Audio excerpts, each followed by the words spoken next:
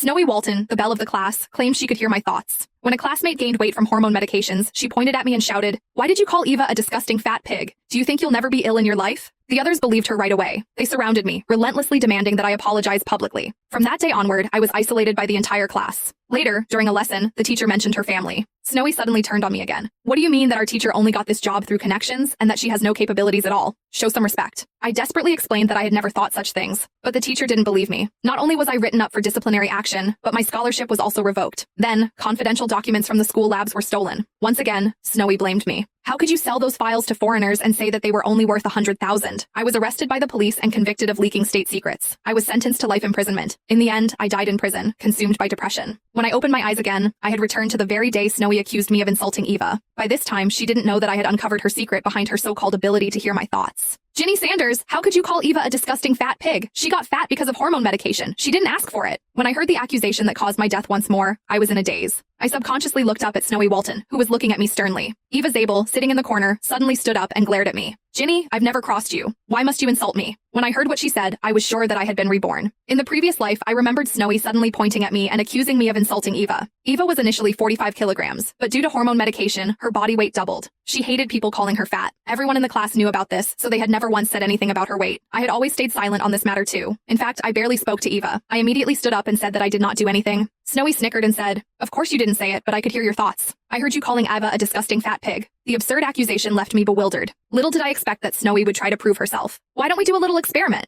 Everyone, place an item on your table. We'll all head out. Ginny will then pick a few times. No matter what she picks, I'll be able to tell," she added. "That way, this proves that I'm telling the truth. How about that?" I was curious to find out about this as well, so I instantly agreed to it. I started cautiously. I got everyone to switch off their mobile phones and place them in the classroom. I shut the windows and doors tight as well. Still, Snowy could perfectly pinpoint what items I had taken. She even managed to tell the order I took the items. This time, everyone believed her. They started isolating me. Later, at another lesson, when Ms. Honey, our teacher, mentioned her husband and children, Snowy abruptly accused me once more. "Ginny, why did you say Ms. Honey's classes are boring? You even said that her husband and child are as ugly as a troll. Show some respect." Snowy wanted to repeat the experiment to prove that she could hear my thoughts. I explained desperately that those thoughts never crossed my mind, but Ms. Honey would not believe me. Not only was I written up for disciplinary action, but my scholarship and financial aid were also revoked. Not long after, I was known in school for my terrible character. Everyone avoided me like the plague. Just when I thought this would be it until graduation, a few confidential documents were stolen from the school labs. Snowy once again accused me. "How could you sell those documents to foreigners and say that they were only worth 100,000? I was arrested by the police and convicted to life imprisonment for selling state secrets. My parents went around the country trying to clear my name, but they ended up being killed in an accident. As I thought back about how I died tragically in prison in my previous life, I clenched my fists. Given a second chance at life, I refused to end up in the same place again.